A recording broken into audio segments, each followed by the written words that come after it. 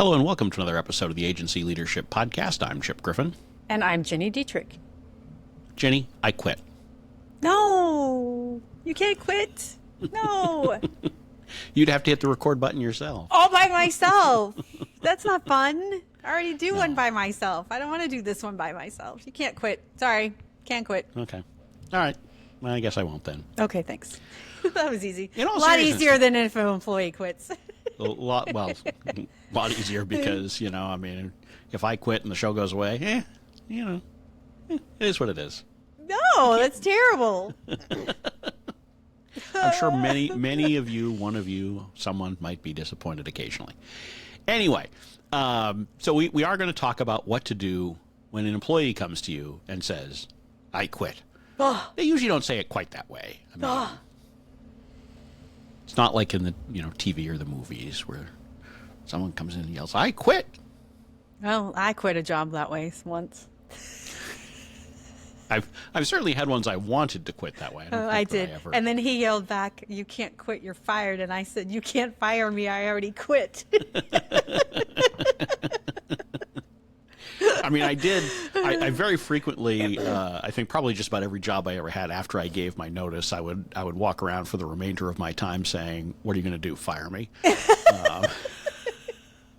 Right. So I'm sure those final 2 weeks were incredibly annoying for my bosses, but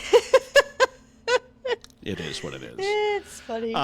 But, it is one of those things where at some point or another, everyone who owns an agency and has employees, they're going to have employees come to them and let them know that they're giving their notice because they're moving on to something different.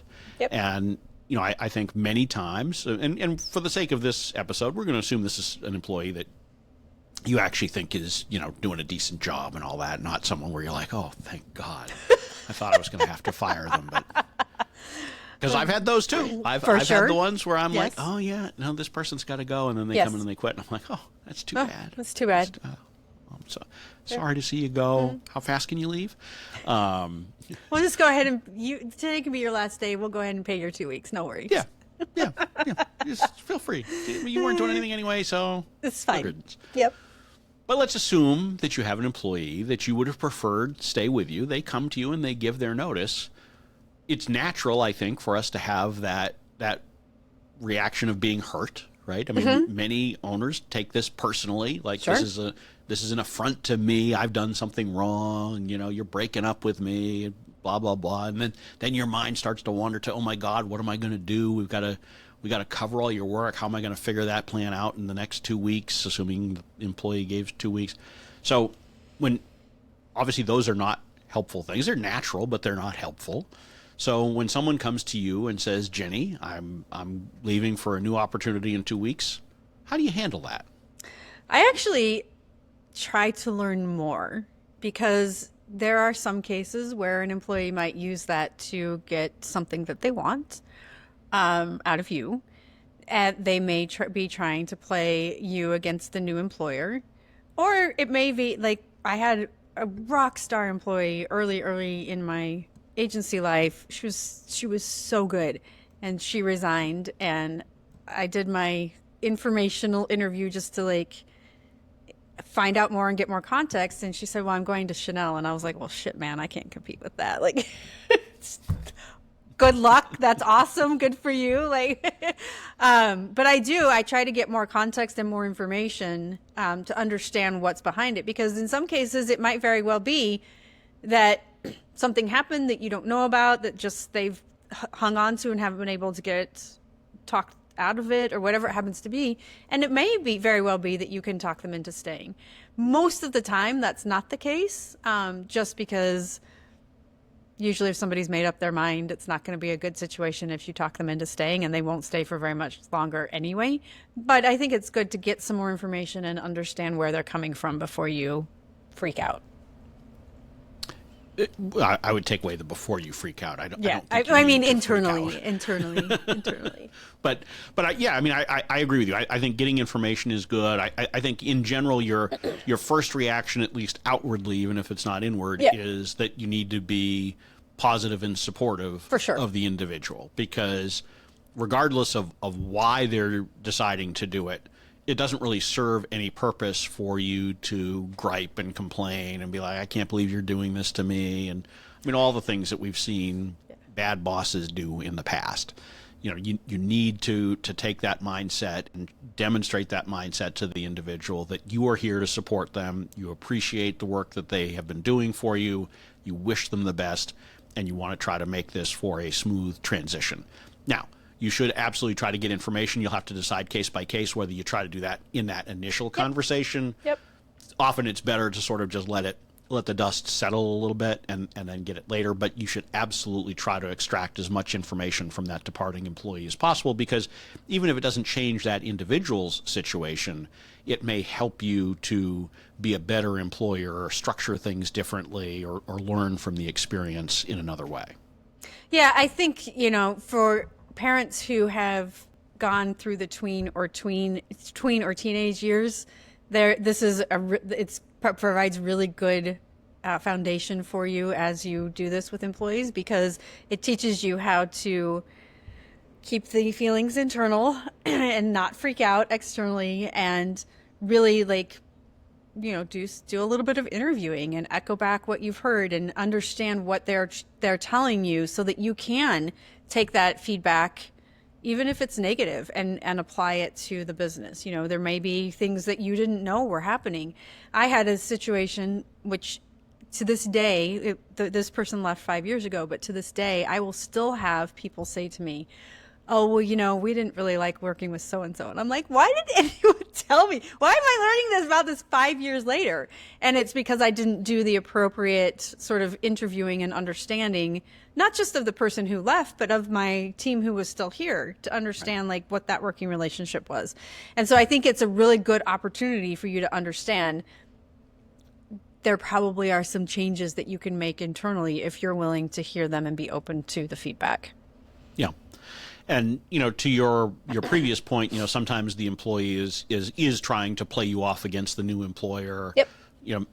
Maybe they want you to try to talk them into staying. I think that you need to be incredibly cautious about that. As you said, it doesn't usually work out when you talk someone into staying, even if they're coming into it with that as in their mind as a possibility that you might do that and they might be open to it. So, if you are ever in that position where you talk someone into staying, you counteroffer or something like that, which I generally don't advise. Generally, if someone has come to you and said, given you their notice, I let it happen. Don't try to talk them out of it. Maybe try to talk them into an extra week or two if you need, if there's a major project or something that would really benefit. Not just that you'd like a little extra time, but there's some concrete reason why a little bit longer might be helpful. I'm open to that, but you really counter-offering, convincing someone to stay, that's a short-term fix. Yep. Even when someone comes to you and says, hey, I need an extra 10K so I don't go take this offer. It's not going to last very long, because once people start interviewing, they've started to check out. That's right. Yep. The grass is always greener. They start to see the potential. They get excited about it, and even if they agree to stay, it's only a matter of time before they come back to their original decision, which is to move on. Yeah, I've had situations too where, and this happens quite often, where somebody will leave and then say, "But I'm available for freelancing," and you're like, "Are you though?" So if you're starting a new job, so one of the things I always say is, "Thank you. Why don't you give it 90 days at the new job? And if you still have room if you still have capacity for freelancing, let me know, because we'd love to be able to work with you in some capacity." Great. Almost never do you hear back from that person. It's because it's sort of that, I think they use that as a soft landing kind of thing, where it's like, oh, I don't want to hurt your feelings, but I'm going to go do this new job. And we all know that somebody's leaving to do a new job, and the first few months are chaotic, and they just don't have time. And then you've put yourself in a position to rely on them when you can't rely on them. So I would say in those situations as well, if it's somebody you do want to keep around, great. Let's give it 90 days and see how you're doing, and let's connect then, because almost never is it going to work out that way either. Yeah, I think that's great advice. And I think both the offer of those kinds of arrangements and the acceptance of those kinds of arrangements have increased in recent years as more people are working remotely. So it's frankly easier Yep. for employees to some degree to double dip. And we've seen these, stories of people who actually have 2 full-time jobs and, juggle them in such a way that, the employer never really notices, or neither employer really notices, which I'm not a fan of that. And you do have to be careful if you are taking freelance from someone who's gone and taken another full-time job. You don't want to be in a position where you're not getting what you need, their new employer isn't, but if they find out, they'll blame you. I mean, it's there are circumstances where it can work, but you just need to be really careful with those kinds of arrangements, because they often don't end well if they do actually happen. So the cooling off period, I think, is great advice. Yeah, and they may very well have an NDA or something that says they can't work for another agency, or they can't moonlight, and they haven't really gone down that road yet. So I think the cooling off period is a great way to handle that. Like, let's just take 90 days and see where we are. Yeah. And I think speaking of cooling off periods, I think it's useful for you, after you've gotten this notice, to take a cooling off period before you decide what to do. Yes. It doesn't need to be 90 days. You probably need to figure out how to, like you probably don't have that much capacity that you can be without a good employee for 90 days before you even come up with a plan. But, give it at least 90 minutes. Don't jump to conclusions, and as soon as that employee has hung up on the Zoom call with you, whatever, you're now like scrambling and asking, who do you know who can do this? Take a little bit of time and think about it, because as painful as a good employee leaving can be, it's also an opportunity. That's right. Because it's an opportunity to think about how your team is structured, what kind of needs you really have today, because chances are your needs are different today than they were when you hired that individual. You've started to shape it around that individual because maybe they've been with you for 2, 3, 4 years. And so now you have a chance to start, at least in that portion of your business, with a clean slate. And you should never, ever give up those opportunities. As Rahm Emanuel once said, never fail to take advantage of a good crisis. And this is a crisis you can take advantage of and figure out, how do you want to do things differently going forward? Yeah, I think that's really good advice as well, because it absolutely is an opportunity. And my husband just had somebody, a really good employee in his business, just resign, and he was kind of bummed about it. But then he came around and he's like, actually, we could do this, this, and this now that they're gone, because it gives us the opportunity to kind of spread our wings a little bit. And so you absolutely have an opportunity. So giving yourself a cooling off period is also a good idea. Well, it allows you to not, even if you don't want to change things dramatically, it just allows you to make a more rational decision. For sure. To go ahead in a similar fashion to what you have been doing, because you're not doing it based on that immediate emotion of frustration. You're doing it because you've thought about it and considered it. And frankly, going back to your point of getting information from the individual, I will often ask their advice. I don't necessarily always take it, but particularly if it's a good employee, I'll say, so, what do you think we should do with this role going forward? Should we be looking for someone just like, and if you've got a really good employee, they often have some insights for you, and they'll say things that may not truly shape what you're hiring, but you'll learn from it. Because if they say, well, really probably a third of my job was beneath me, so you probably don't need some, that's a good way to understand. Well, that's probably one of the driving factors, even if they haven't identified it, for why they left, because they were being asked to do things that they felt were below their level. Yep. Or perhaps they might say you really need 2 people because there's so much work to do, and then that that one of the unsaid things there is that you've overworked them. Yeah. And that may have impacted their morale. So absolutely. Asking for their advice.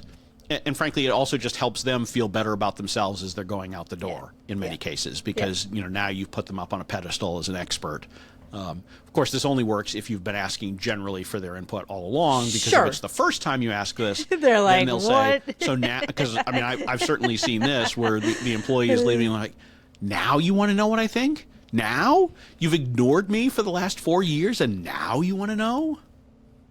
So be careful about that. Make sure you're having these regular one-on-ones where you get input from them on a regular basis. Yeah, you have 2 things that everybody should do no matter what, and one-on-ones is one of them, which I completely agree with.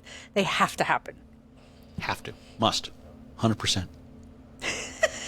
Because then you shouldn't be all that surprised when someone comes in and gives notice. Yeah. I mean, will you be surprised in the moment? For sure. Sure. In most cases. But when you think about it, you'll be like, yeah, no, I kind of saw that one coming. There are strange instances where it's not because, they just got headhunted or something like that. But most of the time, Yep. Our employees aren't getting poached by a headhunter. Most of the time, it's because they were actively looking for an opportunity. And so, there are typically signs of that. Yeah. They're a little bit harder to notice today than they were when everybody was in the office, and all of a sudden someone's got, all these strange middle of the day appointments where they're just like, wearing a suit. I got to go to the DMV. But you just did that 2 months ago. Right. And you're wearing a suit. Why are you wearing a suit? Yeah, that's awfully dressy for the DMV. I don't know about that. I don't think they really care what you look like for your driver's license photo, but maybe I'm wrong. So, but it is a little bit harder with people not physically connected to you, but there'll still be signs if you're having regular communication and open communication with your team members. Yeah, I think I agree with you. I think it's a really good opportunity for you to learn more, be open to feedback, make sure that you are not being defensive so that you take some time to cool off so that you can have that open conversation, but use it as an opportunity to look at how to restructure things so that it's better for your business overall. Yeah, and beyond getting advice from that individual, get advice from the rest of your team, right? Because if you think about it, yes, you're impacted by this employee's departure, but so is every other team member in a small agency. Yep.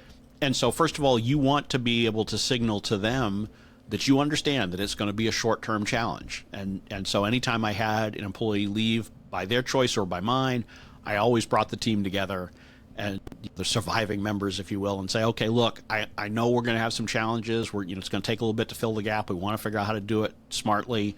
We're not going to rush into anything. We want a good fit. So I'm going to solicit your advice, but first just know I'm aware of this, and I know I'm going to be asking more of you over the coming weeks. But rest assured that, we're not just going to let this fester. We're going to be actively moving forward. But I want to talk with each of you and understand, what do you think we should be looking for in this role or that sort of thing? And you'll often get some really good insights from them, not necessarily just about that position, but again, how they're perceiving the business and how satisfied they are. Because anytime you have employees leave of their choice, you want to be careful that it doesn't become infectious, because sometimes you will see a good employee leaves, and so now other people start to say, oh, should I be thinking about this too? And so you want to be able to spot anything that might be encouraging that kind of thinking so that you can nip it in the bud before it becomes a major issue for you. Yeah, it's yes. Absolutely. Mm-hmm. Yep. But bottom line is, don't panic. Don't panic. You quit your job, I'm sure, at some point. That's right. In a blaze almost of glory. None of you who are owners got there without ever quitting a job. That's right. So, you know that there are legitimate reasons why people do it. Don't get upset about it. See it as an opportunity to both learn and to reshape your business and reorganize your team. And if you do that, then it's a lot easier to stomach when they happen. Yeah. And again, it's just like parenting tweens and teenagers. Like there have been instances, I'm sure for all of us, where you've had to take a cooling off period before you had a conversation with them after something they've done. Same thing. Take a cooling off period, think it through rationally, and be open to feedback. Just as I'm sure you'll take a cooling off period to figure out what you're going to do with the show next week, since I have now quit. You and Jen can figure it out. And we will. Probably. We'll probably see the listeners triple because I'm gone, but it is what it is. What are you going to do? So with that, we will draw this episode to a close, and I guess I'll come back next week. Okay, all, thanks. So. Thanks. I'm Chip Griffin. I'm Jenny Dietrich. And it depends.